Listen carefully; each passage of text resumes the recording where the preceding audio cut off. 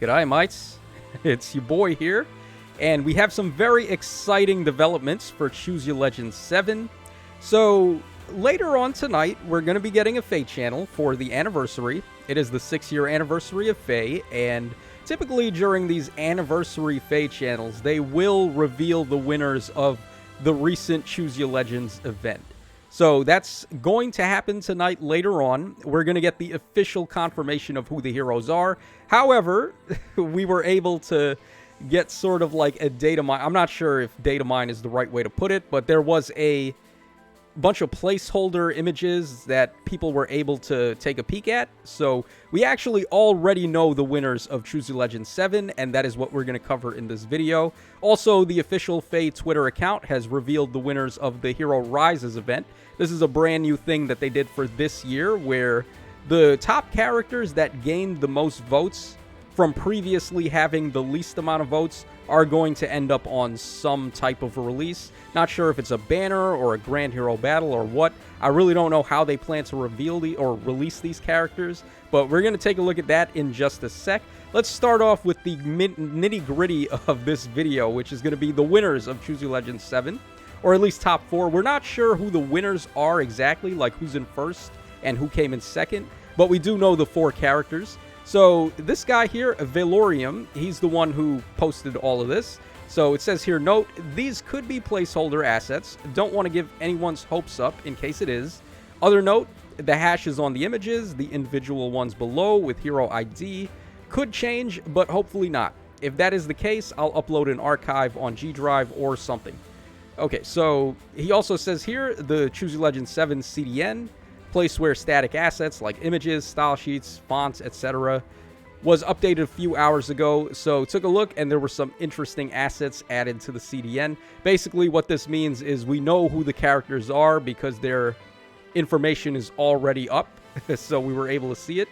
And he posts this image, which we're going to take a look at in just a second, which shows the units.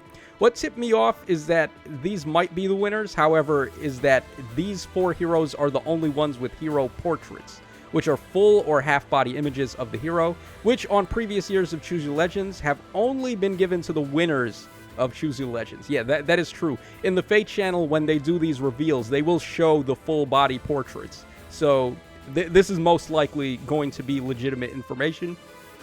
Also, all the other heroes just have a face image. So let's go ahead and take a look here. These are going to be our first and second place winners. Again, like I said, we don't exactly know who's in first and who's in second. Judging by this, if these placements are correct, it looks like Robin might be in first for the men, and then Gulveig might be in first for the women. I know this is going to piss a lot of people off. I could not be any happier, obviously. Snake Bomb is a very thick baddie. Then we have Soren in second place for the males and Corin in second place for the females. Again, this may not be the exact order, but these are about 90% sure these are going to be the units. So, no 3 houses. I'm actually kind of happy that there's no 3 houses. 3 houses has been way too dominant in Choose Your Legends ever since it came out. Hopefully with the advent of Fire Emblem Engage, that's not going to be the case next year. I'm just getting real sick of all the 3 houses. It's not that I hate 3 houses, but it's just burnout because they've been spamming 3 houses nonstop, and I think we need a little bit of a break from 3 houses. So I'm pretty happy with these choices here. So male Robin, huh? Are we finally going to get a Grandmaster Tactician Robin that uses the Levin sword that everyone seems to want? Instead of him just being another Grima clone, which is getting real tiresome by now.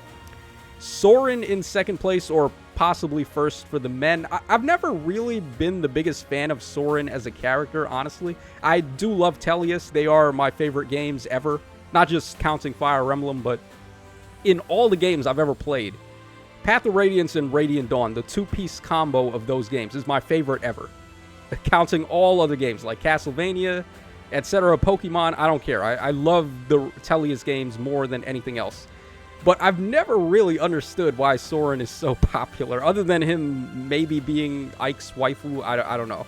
Like, I've never been the biggest fan of Soren. He has a very interesting backstory. I do love his background, but outside of that, like, his actual personality sucks, man. He's just a dick to everybody.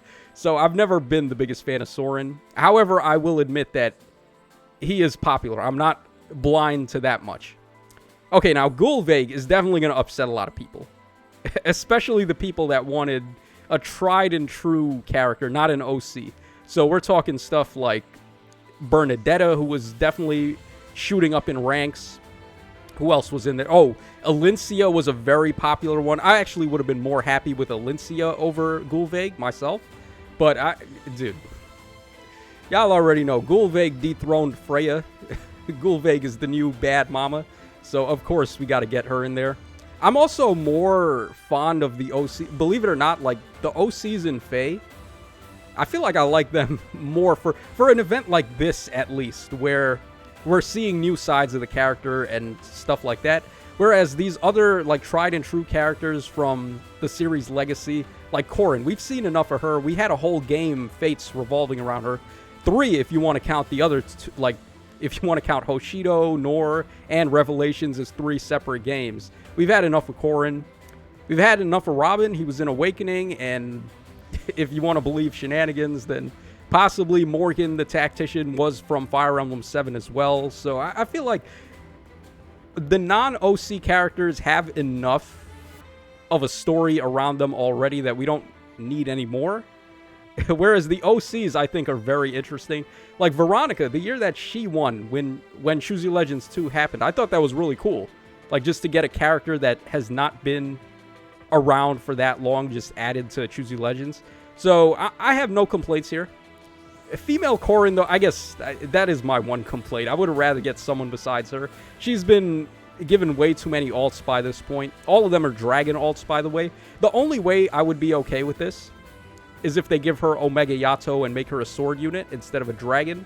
Because basically every Corrin since a particular point has just been a dragon unit, and there's more assets to Corrin than just being a dragon. So I would like to see that if they go in that direction. But here we are. These are most likely the winners for Choose Your Legends. Now let's go ahead and take a look at the Hero Rises event and see what's going on here. So here are the top 3 male heroes for the Rising Hero Award. In first place is Desai. Yeah, that's no surprise at all to me. I was honestly predicting that he would come in first because he's pretty big. He's a pretty big deal in Echoes. He went from 321st place last time to 33rd place this time. Talk about rising in the ranks. Yes, Faye, that is absolutely the case. So this guy, he could be a Grand Hero Battle unit. He seems like a pretty solid concept for that. And we also have over here, these are the 2nd and 3rd place. So we have this guy, Corpre. I've never really known how to say that, but there he is. And then we have Arlen as well.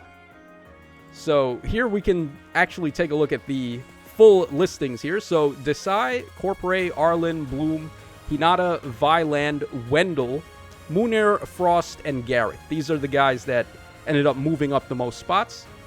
Now let's go ahead and take a look at the ladies over here. So here are the top 3 female heroes from the Hero Rising Award. In first place is Monica. Again, no big surprise there. She was recently given a personality with Fire Emblem 3 Hopes, so it was pretty obvious she would rise in ranks. She really spread her wings. I could learn from her example. Yeah, so 3 Hopes is to blame for Monica. I guess not to blame, but to give the credit for her getting up here. So there is Monica, just Monica. Then we have Yulia. And then the Thorba, of course. Yeah, Dietvar.